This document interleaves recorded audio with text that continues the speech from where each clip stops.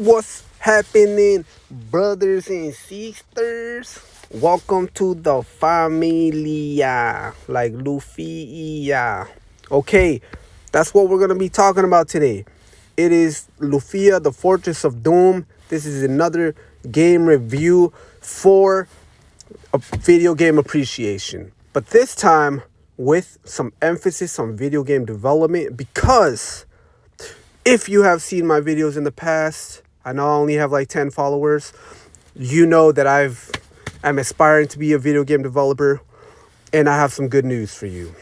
I have upgraded, and I am now a lot more advanced than I was last year or a year and a half ago, almost 2 years ago, where during COVID-19, where I was actually questioning how everything to do with video game development. But the good news is that I now know what the heck I'm doing, and I'm getting closer to actually being able to create a video game, or at least a prototype. Maybe not entirely a video game yet, though. Maybe eventually an actual game, but at least a prototype to a game. So yes, I have been studying diligently, and I just wanted to take the moment to review this beautiful game known as 𝖉𝖔𝖏. This game, and I have to tell you, fair warning, is one of the best games on the planet. It will rock your socks off, all right? Minus the rock, okay? Maybe some rock. Might be like alternative punk, heavy metal, rock. Because we love the progressive drumming. Anyway, okay, so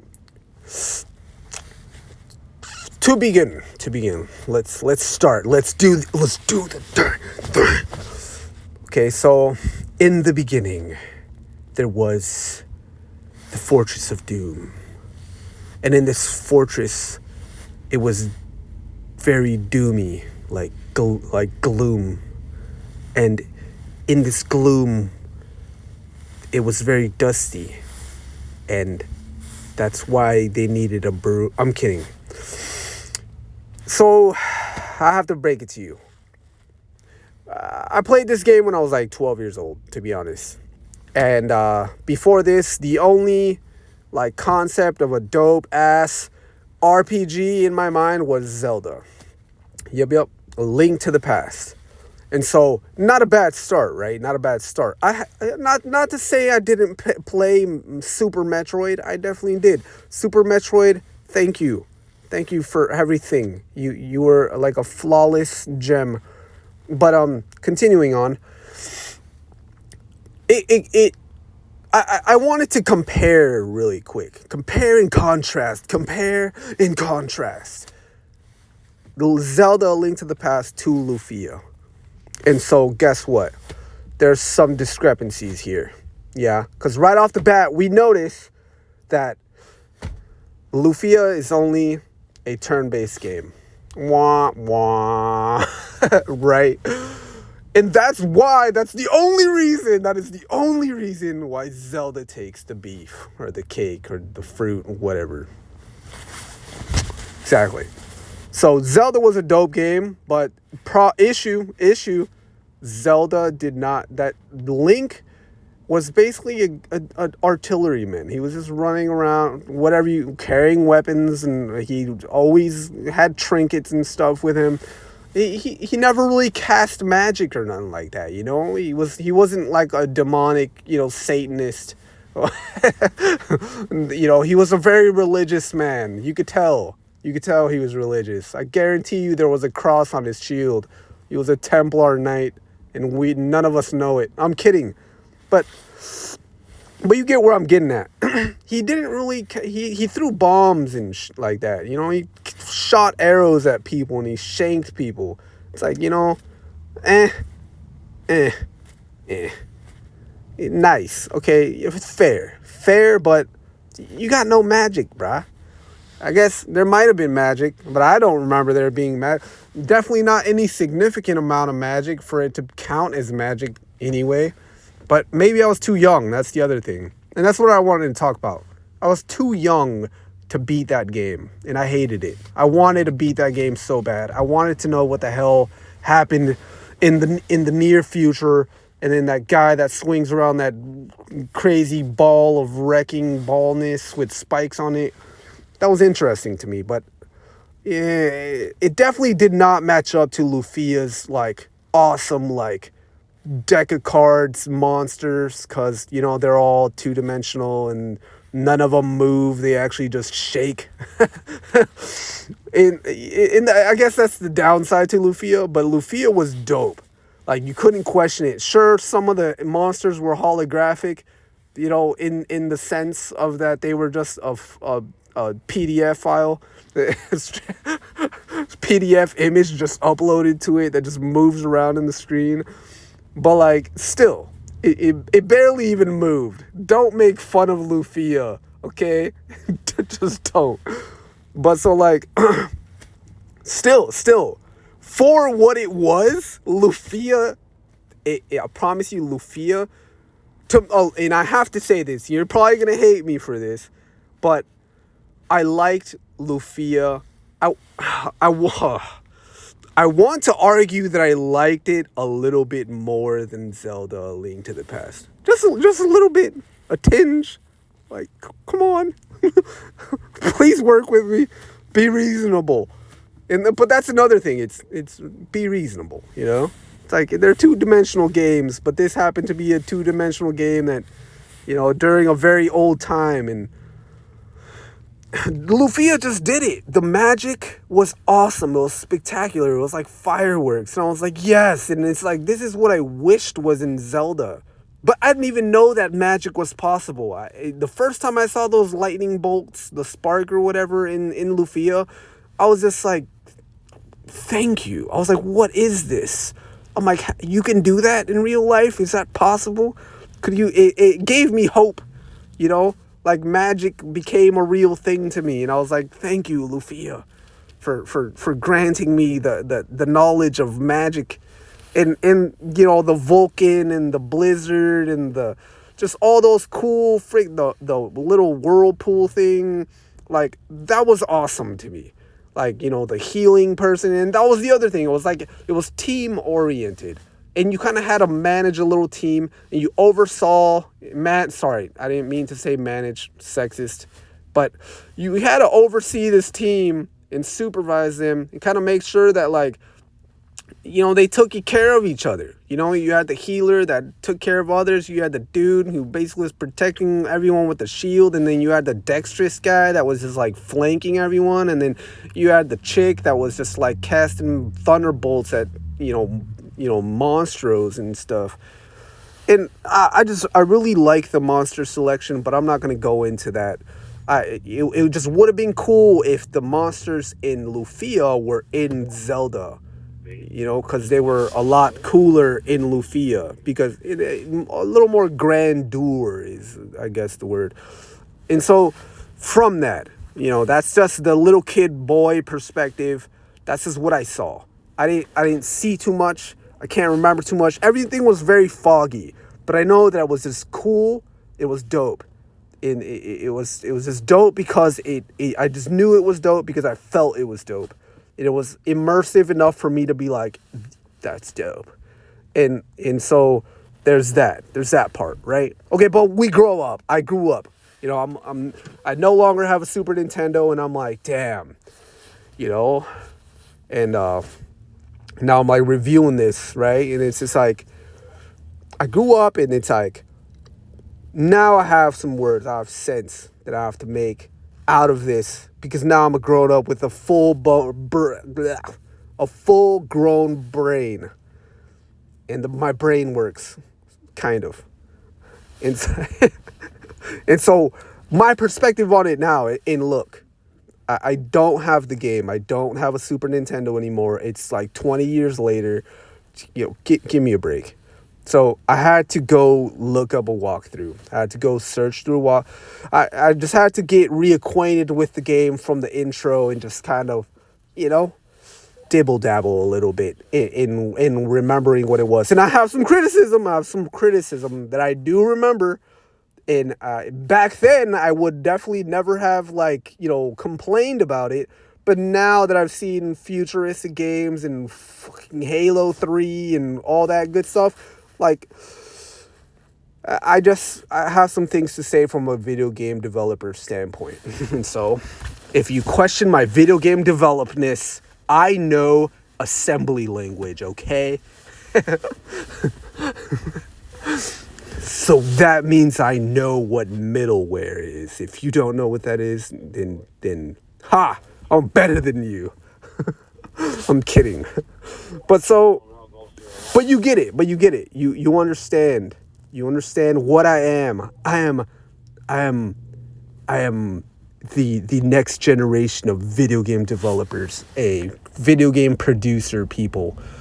And so from this lens, I can tell you some things that I don't like, that I'm sure everybody doesn't like, but things that always bothered me that I never knew to say because I did not know that they were significant to the processes of developing a video game. And one of those things is the story. You had the fighting system and all that, whatever. Okay, that's old, two-dimensional, very, mechanical of you. And, we could change a lot about that, but I don't really want to get into it too much. And it's just the one move, that one move that you always choose, that one move, and it's just like, holy crap, you're riding on just this one move all the time, and it's just, that is very like, come on, dude, like, you could do better. Like, we need variety here. I don't just want to see lightning bolts, for 8 hours a day, through my gaming career. I want to see some water. I want to see some fire. I want to see some, like, sledgehammers being thrown, like, it was there, but it's like, you only do one move and it gets boring and repetitive. And this was what sucked. But I have to be reasonable. We do. Because it's like, it's a two-dimensional game, in like early 2000s, late 90s, I don't know, something like that. And so it's like, we got to be reasonable. This is just what they could work with. They didn't know any better. Don't castigate them for being a little bit, inexperienced. And so there was that. Just that OP move you just use, and then all other moves become, like, pointless after that. It's like all the pre-leveled moves become pointless. It's like, no, trying to find a way to instill those very insignificant moves to be significant somehow in the game, that they never go to waste, that they always become, like, usable. It's like a toothpick. You never know when you need it. Sometimes you need it to open up your SIM phone thing where you put your SIM card in. Other times it's maybe you need it to, like, poke someone's eye out. Who knows when you'll need that toothpick? The thing is that you're going to need it. And it's like, it's important. It really is. And it's just video game development tip number uno. Okay, number dos. Number two is that the dialogue. Oh my gosh. If you're making a game on story, I noticed in 𝖉𝖔𝖏, and, just as that move, and there's just too much dialogue, too much yip yap, yibbity yap, dude. It's like, come on, dude. It's like, it's an adventure game, not a fucking talking dating game, It's just like, it's all about talk. Like, come on, dude. I'm not saying the details are not important. They are. They very much so are, because you know what? People tend to forget the details of life, and they lose themselves and become very impatient and bitter people. And we cannot have that anymore. We need love. We need care. We need affection. And that's what dialogue is. It's the passion, okay, guys and girls? It's the passion. And we need that passion, or else there is no love. There is no love. And so, but it gets boring. But it really does. It does get boring. It's like that monsters are being invaded, but yet you still sit back and talk about roses. Come on, dude. There's action right now. There's action. I guess the roses did sound kind of appealing right there, though. So maybe they have a point.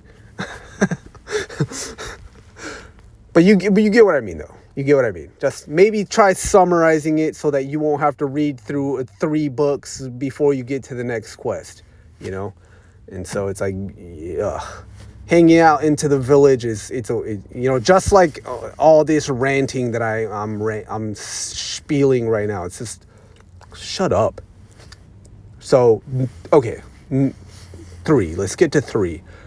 The third thing that I noticed about 𝖉𝖔𝖏 is that there's an item discrepancy thing, and this is like in every single game, in all times, in all ways. It's just, this has always happened for the longest time, and it's that every single game had like a scarcity of items, and it's like, dude, there's no refresh rate. And so these items never come back. After you use them, they're gone into oblivion, and no one ever brews up any more potions and puts them in that secret little chest hiding in the back corner of the cave. It's like, come on, dude. If it was there once, wouldn't it be there twice? Maybe they figured out that you stole it. They're like, nah, bro, I'm going to go put that in the other chest in my basement. And so, but you get what I mean. It's like, come on, dude. I tried to beat Diablo 1, and Diablo 1 is one of the most horrific games I've ever played. 1, yes, it's beautifully terrifying, but 2, it's like you can't get past the game. It's like you got to run into like Satan's house to just like, 1, you're going to get owned. It's just like you have to pick enemies off one by one, because it's like these levels are just like flooded with freaking beastly freaking creatures that will just tear your ass to shreds. And it's just like, damn, dude, give me a break. I don't even have money, because there is no money to collect anymore, because none of it has refreshed. There is no regeneration of funds. And so there's a recycling process or problem here, you know? And it's just like, damn, that's just a huge problem that I noticed, and I know for a fact that same problem occurs in 𝖉𝖏𝖏.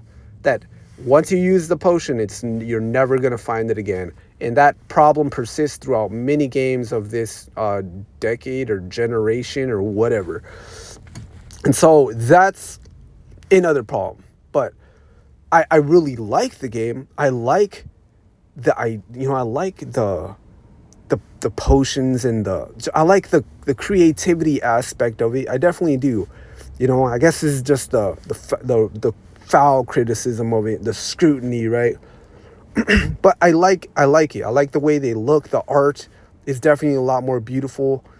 And so like the art, I like a lot about 𝖉𝖏𝖏.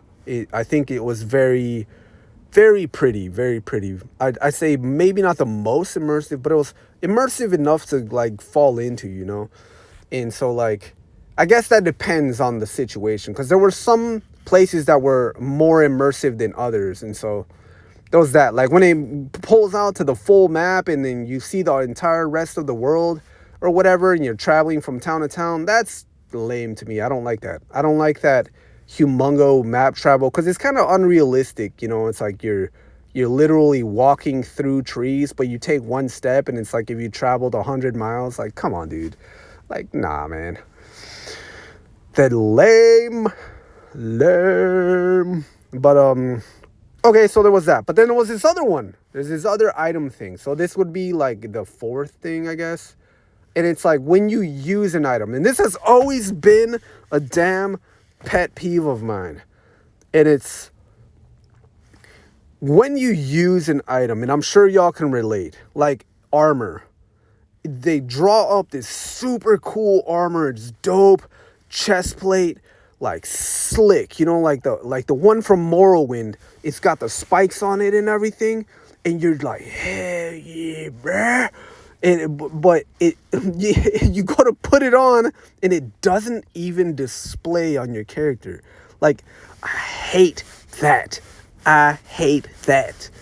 It's like, dude, I want to show it off, man. I want to show off this super cool spiked shoulder pads, shoulder blades, armor. Like, I want to show it off. And it's like, if the game doesn't do that, it's a failure. Your game sucks, period. Your game sucks. I'm sorry, but your game just sucks. Like, there's no arguing. Your game sucks. And sadly, Lufia is one of those games. But somehow they managed to make it so dope. Somehow that it curved. They curved the curve. They curved the curb, and they somehow just made it work, and it was just dope. And I'm like, it's still dope, even though it's lame. But as a kid, I never thought about that. The more I grew up, I got into my 15s and whatever. Other games started to come out, and it's just like I just wanted that, and it became a real thing. Diablo 1 was definitely when I was like, I hate my life. Because I would put on those cool freaking swords and all that crap, and you wouldn't see anything. That's actually the first time I questioned that as a player, as a gamer, right? And so, like, there's that. Those are my criticisms, I think. Overall, like, I love the dungeon, like, vibe and all that stuff. And I really like what they did with it. As a whole, I can't really recall too much, but I wanted to at least give this brief review of it and just say, like, if you like games that deal with like fantasy and strong story, like Lufia is definitely one of those games like you could find a lot of care in, because they definitely put a lot of care into that game. And it's like, even though the battling system was kind of practical and etc., it was neat. It was nice, like just seeing this new world, like of these new monsters and all that. I think they pulled it off, and I think that was enough or sufficient enough for me to be able to even compare it to a game like Zelda: Link to the Past, which was at least a leap ahead of Lufia and many other games, right? Because of that live action, that Link to the Past had. It wasn't turn-based, and it was just something that, it's crazy how a game that's only turn-based could compete against that, though, just out of its immersion, because it was very immersive for the very limited, things that were incorporated into it. And so I just want to say that, and I hope that y'all kind of pick some things up, from game developers' perspective. I could speak like deeper on it, but I feel like it wouldn't really do it justice. I'd be just exhausting the crap out of y'all and wasting your time. So, but hey, if you ever get the chance to play Lufia, even if it's through an emulator or something, if not, watching a walkthrough, it's not a bad game. The soundtrack is one of the most beautiful soundtracks I ever heard. I know some of the songs are they're not as beautiful, but there are some very nice sound, like just songs up in there. And so there's that. Thank you. If you made it this far, just want to say thanks. And yeah, definitely, like, I'm going to keep trying to update everyone on video game, content. And who knows, maybe in the future, you'll be playing one of our games. But all right. Peace, deuces. O.V.I signing out.